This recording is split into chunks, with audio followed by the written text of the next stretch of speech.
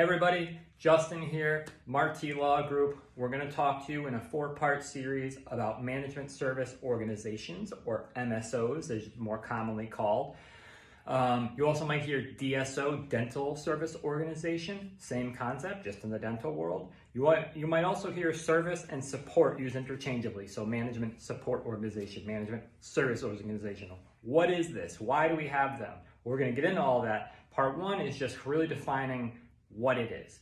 It is a management entity, kind of a back-end support system to healthcare practices who are treating patients, right?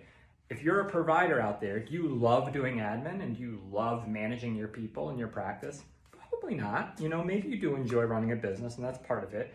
I know as an attorney, the administrative piece is rather frustrating at times when I kind of want to be out and helping clients and talking to clients and working with my team. But someone has to run this operation, right? So enter the MSO. They're helping these practices by supporting all their back-end operations so that a healthcare provider can focus just on treating their patients. We're going to get into the why. Why do we have these beyond the support piece? We're going to get into the structure, and we're going to get into what does an M&A deal look like with an MSO. We'll talk in part 1 about what is it? What is an MSO, right? Or what is a DSO? Like, what does it actually mean?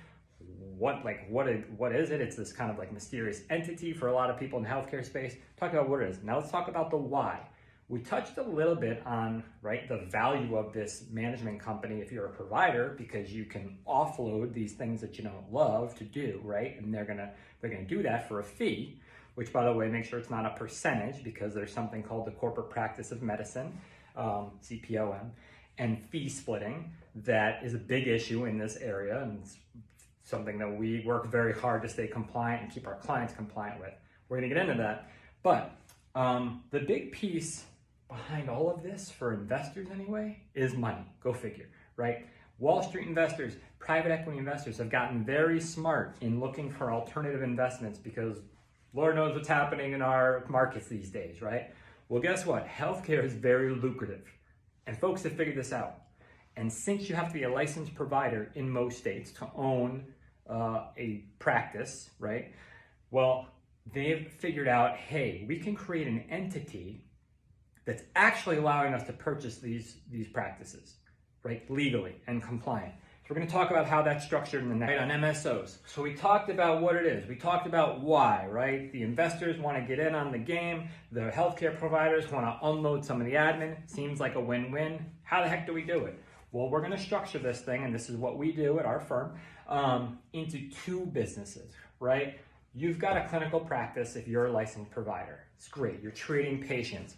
All the consumer sees when they come in is, the sign on the door, right? Jones MedSpa, Smith Dental Services, whatever the name is, the patient's going there to get their treatment. That's the clinical entity owned by the licensed provider that's providing those services.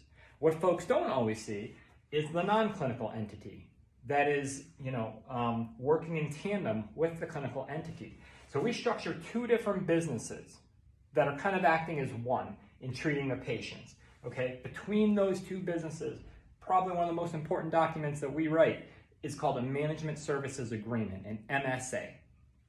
And that dictates the relationship between the clinical entity and the non-clinical entity. So what services is the non-clinical entity providing to the clinical group, and what fee is the clinical group providing to the non-clinical management company, right? Corporate practice of medicine, we're going to get into it in the next session, very important. So we've talked about what is an MSO.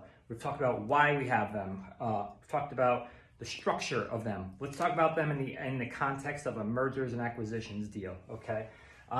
Corporate practice of medicine, touched on this a little bit before, okay? CPOM. Most states have some form of corporate practice of medicine. It says that I cannot go buy a dental practice or a med spa if I'm not an appropriately licensed provider. Some very smart folks, smarter than us, smarter than me, came up with this idea of, hey, let's create an MSO, right? We've got our non-clinical entity, we've got our clinical entity. So what do they do in an M&A deal? They go in and you actually have 2 buyers, right? This is the target practice. This is the dental office that we want to buy. This is the med spa we want to buy. What are we doing? We're selling we're buying, as the clinical provider, we're buying the clinical assets, the patient charts above and beyond anything else, right? Maybe some clinical equipment that has to be owned by a licensed provider.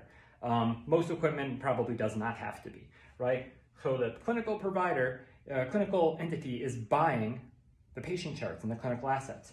The non-clinical entity is buying everything else. So we'll write a purchase agreement that says, the clinical buyer is buying this and list out the assets.